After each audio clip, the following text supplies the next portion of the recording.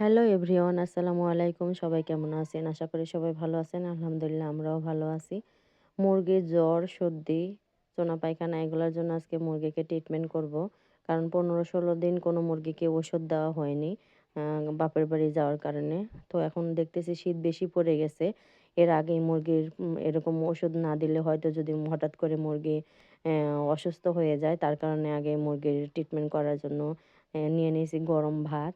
কারণ ভাতের সাথে না দিলে পানির সাথে যদি দেই দেখি মুরগি পানি খায় না। পানি খাওয়া বন্ধ করে দেয়। এই কারণে আমি এই ওষুধগুলো ওর আমি ভাতের সাথে মিশিয়ে দিচ্ছি। এটা হচ্ছে মনোলোরিন। এটার পরিমাণে এই যে এখানে লেখা আছে যে ভাইরাসজনিত চোনা পায়খানা, সবুজ পায়খানা, ঝিমানোভাব, ঘাড় বেঁকানো এইসব রোগের প্রতিকার করে।